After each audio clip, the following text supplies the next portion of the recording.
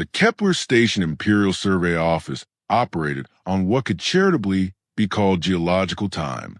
Forms moved through the system with the urgency of continental drift, and threat assessments aged like fine wine or radioactive waste, depending on your perspective. Commander Vex High had been staring at the same holographic display for 3 standard cycles, watching data streams crawl across his visual cortex with all the excitement of watching paint dry on a moon with no atmosphere. Korth, he called his analyst, a 6-limbed insectoid whose compound eyes were currently fractured into 17 different expressions of mild irritation. When exactly did we last update the Sol 3 assessment? The clicking sound that emerged from Korth's mandibles could have been laughter or the sound of bureaucratic machinery finally grinding to a halt. Define update, Commander. If you mean when we last looked at it, that would be never. If you mean when it was filed, that would be... The insectoid's antennae twitched as he accessed the database. 52 standard years for months and 16 days ago. Vex High's reptilian features arranged themselves into what passed for a frown among his species. And the assessment was... Primitive mammalian species exhibiting early tool use and territorial aggression. Recommendation: monitor for signs of atomic fission. Estimated time to spaceflight: 2 to 3 centuries. Threat level: negligible to amusing. The commander's secondary eyelids fluttered, a sign of deep thought or impending stroke. Korth, what year is it? Standard Imperial Calendar Year 2847, sir. And what year was that assessment filed? There was a pause that seemed to stretch across several galactic rotations. Then Korth's compound eyes began shifting through what could only be described as mounting horror. Oh, that's not good. Define not good. In terms of reptilian intelligence evolved for long-term strategic thinking can understand. Korth's chittering increased in both frequency and pitch.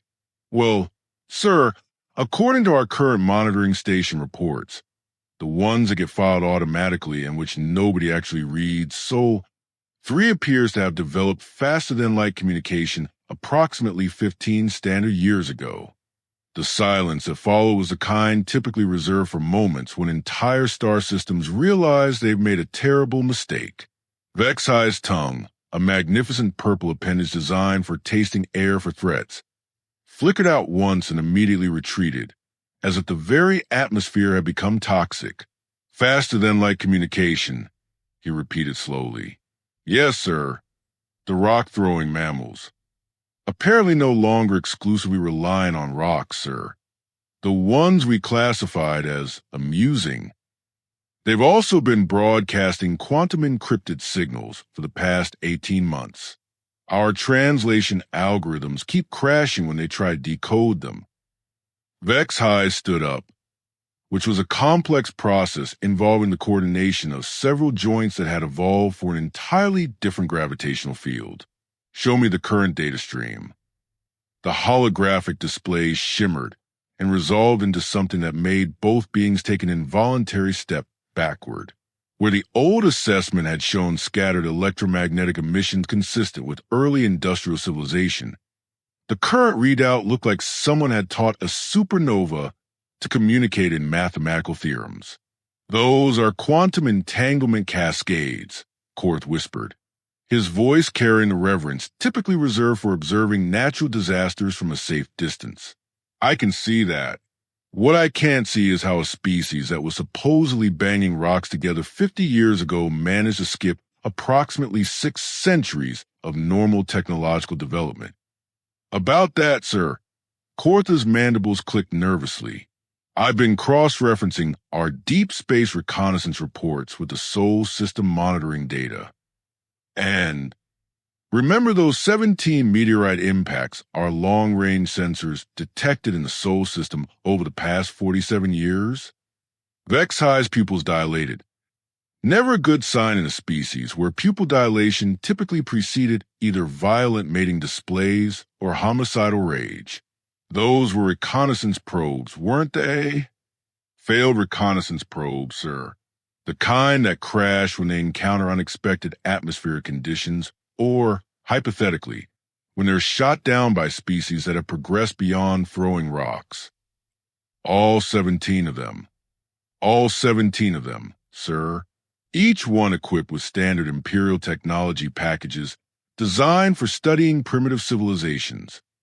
The commander's tongue made another brief appearance, tasted defeat, and disappeared again. So what you're telling me is that we've been accidentally providing a species we thought was primitive with regular deliveries of advanced technology for nearly half a century. That would be an accurate assessment, sir.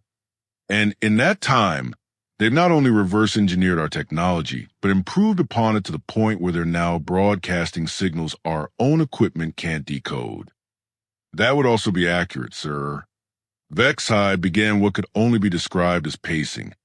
If pacing were performed by a being whose ancestors had evolved from something resembling a particularly anxious crocodile, Korth, in your professional opinion, as someone who presumably attended some form of educational institution, how catastrophically have we underestimated the situation?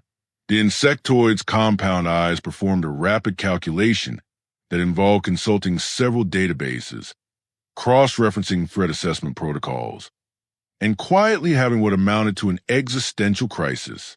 Sir, I believe the technical term would be comprehensively. Define comprehensively.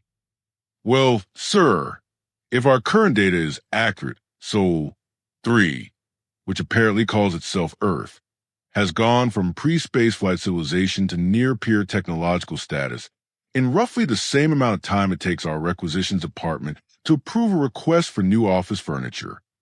The commander stopped pacing. Are you telling me that while we were filling out forms, an entire species has basically completed a technological revolution? Multiple technological revolutions, sir. Their development curve isn't just exponential. It's aggressively exponential. They appear to treat technological advancement the way most species treat breathing. Vexhi's secondary eyelids closed completely. A physiological response a species had developed for situations where the primary brain needed to shut down temporarily to prevent complete psychological breakdown. Korth. Yes, sir. How long before our next scheduled threat assessment update? For Sol 3? Another 48 years, sir. And how long before they figure out faster-than-light travel at their current rate of advancement? The clicking sound that emerged from Kortha's mandibles this time was definitely not laughter. Based on their progression curve? Approximately 6 months ago, sir. The Hegemony Council Chamber had been designed to inspire awe, or at least mild intimidation. Crystalline spires twisted toward a dome that displayed real-time images of conquered star systems, while gravity wells kept representatives from 43 different species floating at precisely calculated intervals. The architecture screamed cosmic authority with all the subtlety of a supernova. But today it felt more like an expensive backdrop for a catastrophe. Ambassador Keelnox let her gill slits flutter with barely contained amusement as she watched General Thrackmore's carapace shift through increasingly aggressive shades of orange. The aquatic diplomat had seen enough emergency sessions to recognize the signs of collective panic. And this particular gathering had all the hallmarks of a species-wide anxiety attack. You're certain the intelligence is accurate? Chancellor Yathera's voice rippled through dimensions that most beings couldn't perceive, carrying undertones of something that might have been ancient laughter. The energy beings formed flickered between states of matter, as if the very concept of physical existence was negotiable. General Thrackmore's mandibles clacked with military precision.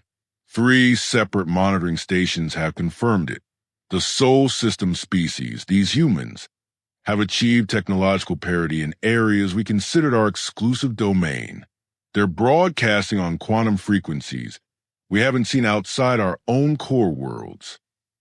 Parity is a generous term, interjected Ambassador Keelnox, her voice carrying the liquid cadence of someone who breathed water and spoke truth with equal ease. According to the latest reports, they've actually exceeded our capabilities in several areas. Their quantum encryption protocols are causing our best cryptographers to have what I believe the medical staff is calling intellectual breakdowns. Representative Zixtar, whose species communicated primarily through controlled electromagnetic pulses, sent a burst of frequencies that roughly translated to profane astonishment. How does a species progress from primitive tool use to advanced quantum mechanics in 50 years? Our own technological advancement has remained essentially static for the past millennium. That, said Chancellor Yathera with something that definitely sounded like amusement now, is precisely the problem. The chamber fell silent, except for the ambient hum of life support systems working overtime to accommodate 43 different atmospheric requirements. General Thrackmore's carapace had shifted to a deep crimson that indicated either combat readiness or severe embarrassment. What do you mean, Chancellor? Ambassador Keelnox asked, though her tone suggested she already suspected the answer. We become bureaucratically fossilized. The energy being replied, its form stabilizing into something resembling attention. Our last major technological breakthrough was the development of interdimensional filing systems. That was 800 years ago. We've spent more time cataloging our achievements than creating new ones. Representative Movar, whose crystalline structure resonated with harmonic frequencies, produced a sound like wind chimes in a hurricane. Are you suggesting that our administrative efficiency has somehow compromised our innovative capacity? I'm suggesting, Chancellor Yathera's form brightened ominously, that while we've been perfecting the art of governing a stable empire, these humans have been perfecting the art of not being stable. They appear to treat technological stagnation as a form of death. General Thrackmore's color spectrum shifted to tactical assessment mode. Then we eliminate the threat before it becomes unmanageable. Standard protocol for emerging species that exceed projection parameters. With what? Ambassador Keelnox's gill slit snapped shut in what passed for incredulity among her species.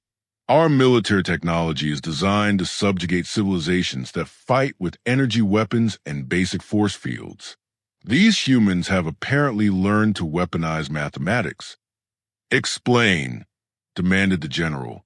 Their quantum communications aren't just communications, she continued, consulting a data tablet that seemed to bend light around its edges. They're reality manipulation protocols. They're not just sending messages through quantum entanglement.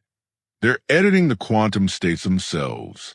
Our tactical computers are classifying their civilian broadcasts as potential WMDs. Representative Zixtar's electromagnetic emissions took on a panicked frequency. Civilian broadcasts? Their entertainment media contains embedded quantum algorithms that are apparently teaching their children advanced physics as a form of recreational activity. What we consider doctoral-level quantum mechanics, they're using for something called video games. The silence that followed was the kind typically associated with entire civilizations realizing they've been outpaced by something they'd previously considered adorable. Chancellor Yathera's form began cycling through what could only be described as confused amusement. There's more, Ambassador Keelnox continued, her voice taking on the tone of someone delivering news that was either wonderful or terrible, depending on your perspective. Our xenoarchaeology department has been analyzing those failed reconnaissance missions. The meteorite impacts? General Thrackmore's carapace went completely transparent. A physiological response a species had developed for situations requiring maximum camouflage or complete psychological retreat. The humans didn't just salvage our technology. They improved it. Each crash probe contained standard Imperial equipment packages. But the crash sites show evidence of systematic reverse engineering followed by what can only be described as aggressive optimization. Define aggressive optimization, Chancellor Yathera requested, though its form suggested it was bracing for an answer it wouldn't like. They've been taking our technology and making it better. Not just functional, better. Our reconnaissance drones were designed to last 50 years with regular maintenance. The humans have apparently been using components to build things that should be theoretically impossible with that technology base. Representative Movar produced a crystalline chime that expressed existential dread with remarkable clarity. They've been using our own technology to exceed our capabilities. Worse than that, Ambassador Keel Knox's gills fluttered in what might have been admiration or horror. They've been innovating. Our species achieved technological maturity and then focused on refinement and stability. These humans seem to view technological maturity as a starting point. General Thrackmore's transparency began to flicker between visible and invisible, a sign of deep tactical confusion.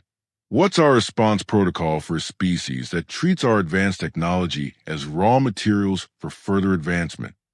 We don't have one, Chancellor Yathera admitted. Our threat assessment algorithms assume that emerging species will follow standard development patterns: gradual progression, predictable limitations, eventual integration into existing power structures.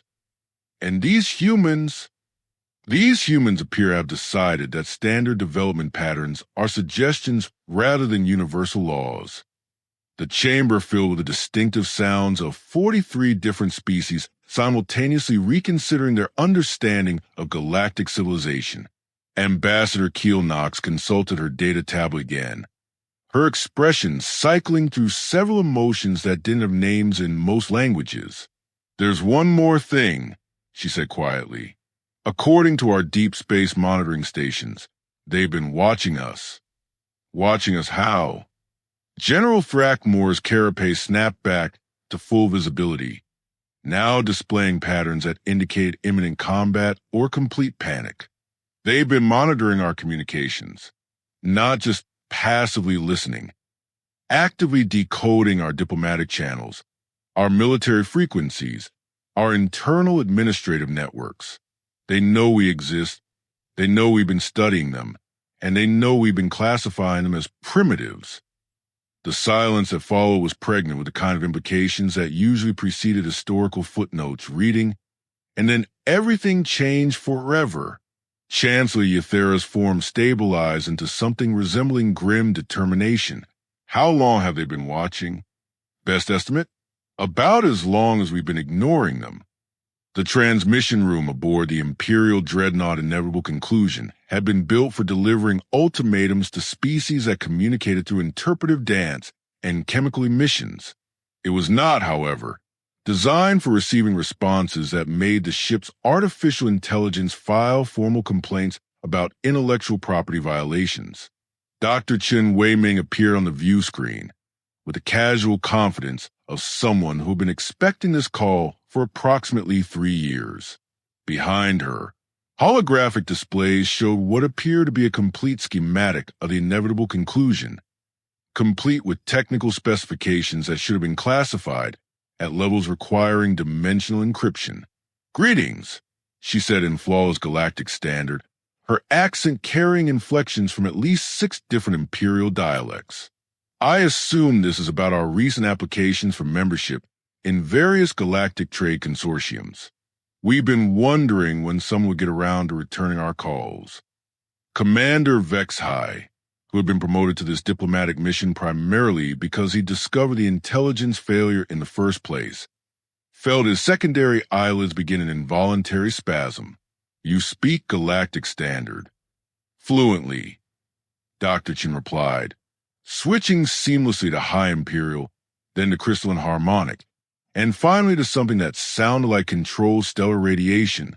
"We've had plenty of time to study your linguistic patterns. Your communication protocols are quite elegant, by the way. We've made some improvements."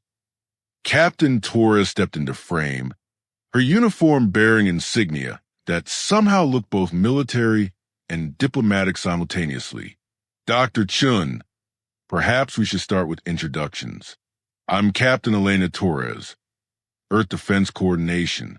This is Dr. Chun Wei-Ming, our Chief of Xenological Affairs."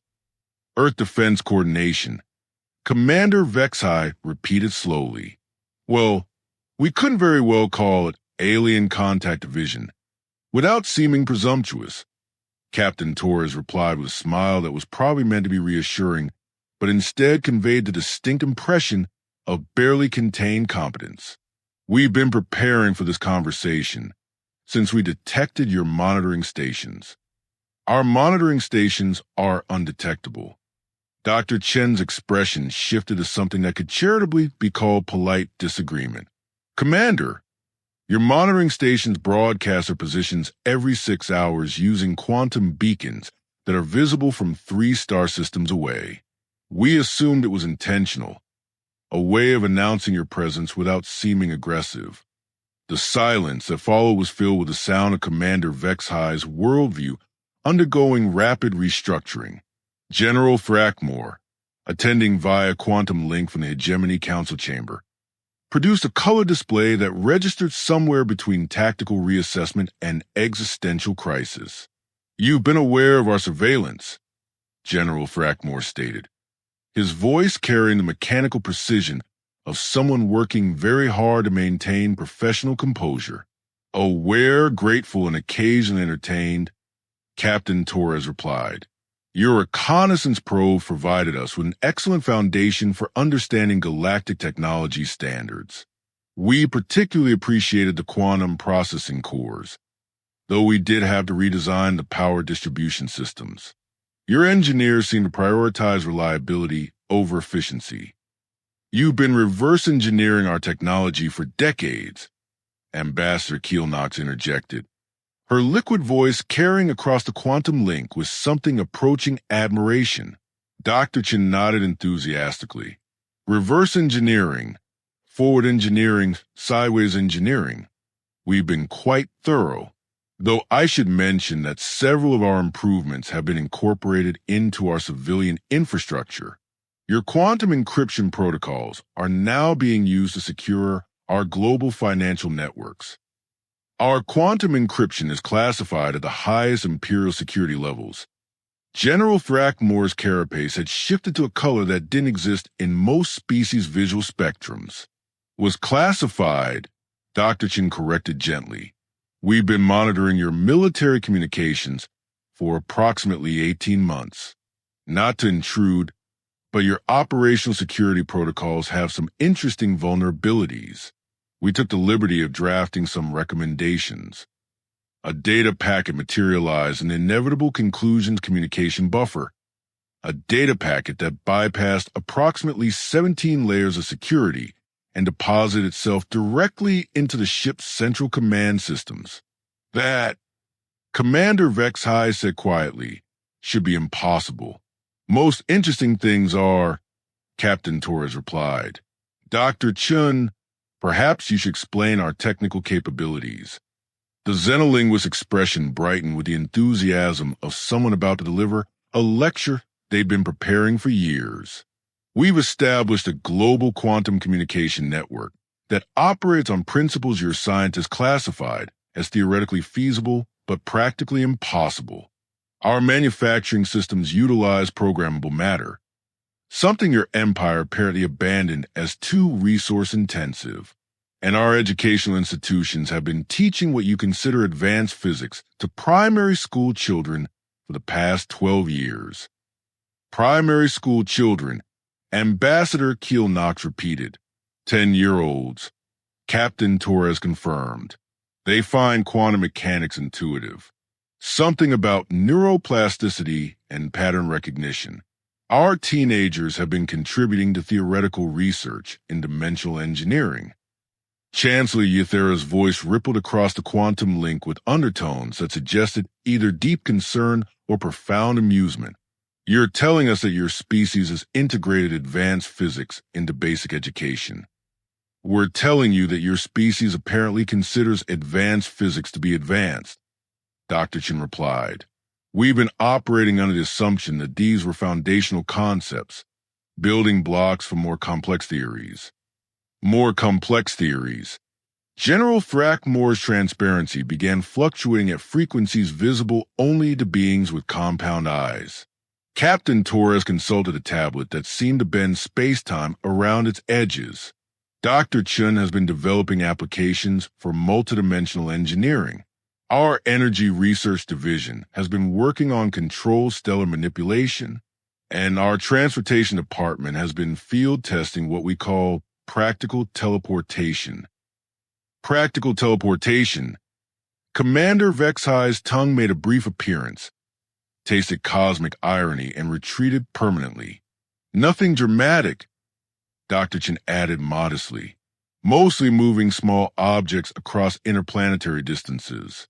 Though we did successfully teleport a communications satellite to your outer monitoring station last week, we included a gift basket. The view screen flickered as the ship's artificial intelligence apparently decided that reality was becoming too computationally expensive to render accurately. When the image stabilized, both human women were looking at the camera with expressions of polite expectation. You teleported a gift basket to our classified monitoring station, Ambassador Keel Knox said. Fruit, mostly, Captain Torres confirmed, and some technical documentation. Our engineers noticed your power systems were running about 15% below optimal efficiency. We included some upgrade suggestions, along with a few cultural artifacts, Dr. Chen added. Music, literature, mathematical proofs. Things we thought you might find interesting. Oh, and we included our formal application for diplomatic recognition. Your what? General Thrackmore's carapace had progressed beyond visible color spectrums and was now displaying patterns that existed primarily in theoretical mathematics. Our application for membership in the Galactic community, Captain Torres explained patiently, complete with proposed trade agreements, culture exchange programs, and mutual defense treaties. We've been working on it for approximately 6 years. 6 years, Commander Vexhi repeated, ever since we decoded your administrative protocols and realized you had bureaucratic procedures for integrating new civilizations. Your documentation is quite comprehensive. By the way, we particularly appreciated the section on technological compatibility assessments. Dr. Chen leaned forward slightly, her expression shifting to something that might have been concern.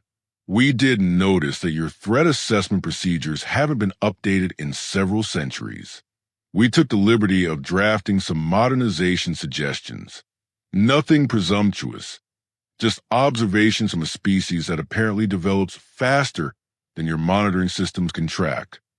The transmission continued for another 47 minutes, during which the humans proceeded to demonstrate technologies that violated approximately 36 different imperial scientific principles, offer solutions to 17 ongoing galactic engineering problems, and politely inquire whether the Empire had considered upgrading its technological development methodologies.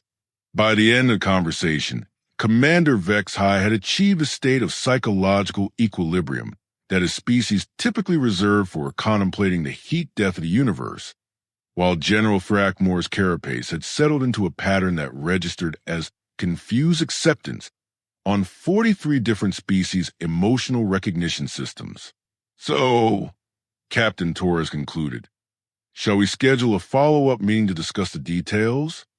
6 months after what Imperial historians would eventually classify as the conversation that changed everything, the Hegemony Council Chamber had been redesigned. The previous architecture of cosmic intimidation had been replaced with something more closely resembling a collaborative workspace, complete with holographic displays showing real-time technological development metrics from across 44 different member species. The 44th member was, of course, Earth. Chancellor Yathera materialized in a preferred corner of dimensional space, its energy forms cycling through patterns that suggested deep philosophical contemplation, mixed with what could only be described as cosmic bewilderment. The quarterly reports make for fascinating reading. Ambassador Keel Knox floated in her aquatic suspension field, reviewing data streams with the practiced efficiency of someone who had spent half a year recalibrating her understanding of galactic civilization. The humans have established technological partnerships with 37 species, collaborative research initiatives with 22 governments, and cultural exchange programs with virtually everyone who responded to their communications. They've also added General Frackmore, whose carapace has settled into a permanent pattern indicating strategic recalibration, begun offer what they call developmental consulting to species experiencing technological stagnation. Representative Movar chimed with crystalline harmonics that express professional embarrassment. My government has formally requested assistance with our quantum computing limitations. Apparently, our advanced processing systems are operating on principles these humans mastered during their equivalent of our educational preparation cycles. How many species have requested similar assistance? Chancellor Yathera inquired. Those dimensional fluctuations suggested it already suspected the answer. All of them. Ambassador Keel Knox replied with liquid precision. Every single member species has submitted formal requests for human technological consultation, educational partnership, or developmental guidance. The irony was so profound it seemed to bend space-time around itself. An empire that had spent millennia cataloging and governing the galaxy's most advanced civilizations was now queuing up for advice from a species they had classified as primitively amusing less than a year ago. The most troubling aspect, General Frackmore continued, his transparency flickering with what passed for intellectual humility among his species, is their approach to problem solving. They don't just provide solutions, they teach methodology. Explain, Chancellor Yathera requested. Instead of simply sharing advanced technology, they're sharing the cognitive frameworks that led them to develop that technology. They're not just giving us fish. They're revolutionizing our understanding of fishing, marine biology, and the fundamental nature of aquatic ecosystems. Ambassador Keel Knox's gill slits fluttered with something approaching revelation. They're treating our technological stagnation as a systemic issue rather than a resource limitation. And their proposed solution? Complete paradigm restructuring, she replied, consulting reports that seemed to generate new data faster than she could read them. They've identified what they call institutional innovation inhibition, the tendency for established civilizations to prioritize stability over advancement. Representative Zixtar transmitted an electromagnetic burst that roughly translated to philosophical vertigo. Are you suggesting that our administrative efficiency has been counterproductive to technological development? I'm suggesting, Ambassador Keel Knox continued, that the humans have diagnosed our entire galactic civilization as suffering from what they call success syndrome, the condition where achieving stability leads to risk aversion, which eventually results in developmental stagnation. Chancellor Yathera's form brightened with something that might have been enlightenment or possibly intellectual indigestion. And their recommended treatment? Controlled instability. General Frackmore replied, his carapace displaying patterns that indicated grudging respect. They're proposing systematic disruption of established technological paradigms through what they call constructive chaos protocols. Constructive chaos protocols. Representative Movar chimed with harmonics that expressed the crystalline equivalent of existential reconsideration. Essentially, they want to teach our species how to innovate again. Ambassador Keel Knox explained. They've developed educational programs designed to restore what they call technological curiosity to civilizations that have achieved what we previously considered optimal development. The chamber filled with the sound of 43 different species simultaneously confronting the possibility that their greatest achievement, galactic stability, might also be their greatest limitation. There's more, General Frackmore added, his transparency now cycling through patterns that suggested either tactical admiration or complete psychological surrender. They've begun sharing their historical development models with our xenoarchaeology departments. Historical development models? Documentation of how they achieved such rapid technological advancement, complete with case studies, theoretical frameworks, and implementation guidelines. They're essentially providing instruction manuals for accelerated civilization development. Chancellor Euthera's dimensional presence shifted into configurations that didn't exist in normal space-time. They're teaching us how to be more like them. Not exactly. Ambassador Keel Knox corrected. They're teaching us how to be more like ourselves, but better. Their development models aren't human-specific. They're scalable frameworks for any species that wants to prioritize advancement over maintenance. And the results? Preliminary reports indicate that species implementing human-designed innovation protocols are experiencing technological advancement rates comparable to pre-stagnation periods, General Frackmore reported, his carapace settling into patterns that suggested the military equivalent of intellectual surrender. Representative Zixtar's electromagnetic emissions took on frequencies that expressed something approaching cosmic irony. So the species we initially considered a potential threat has instead become our solution to self-imposed limitations. More than that, Chancellor Euthera observed, its form stabilizing into something resembling profound amusement. They've revealed that our conception of threat assessment was fundamentally flawed.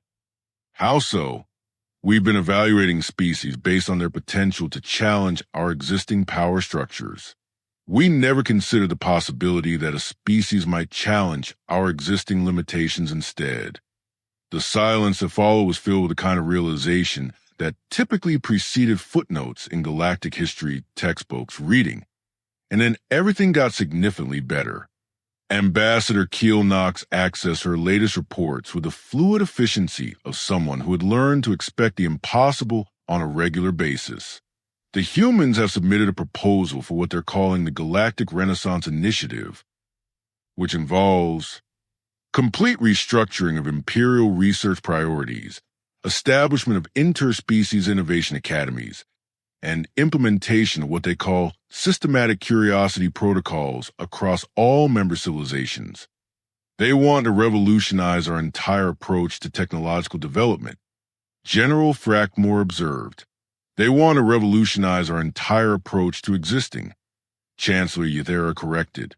And the most disturbing aspect is that their preliminary models suggest it will work.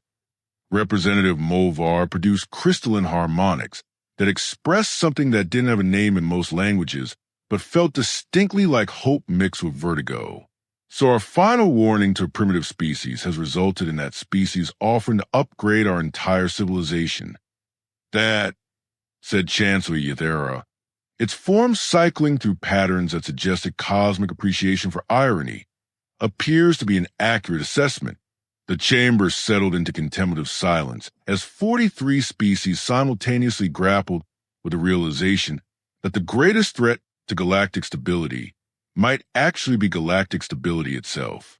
Outside the viewports, stars continued their ancient dance, unaware that the civilizations orbiting them were about to remember how to reach for something beyond maintenance of the status quo. Somewhere in the Sol system, a species that had never learned the difference between impossible and inconvenient continued doing what they had always done, treating every limitation as a problem waiting to be solved. The galaxy, it seemed, was about to rediscover what that felt like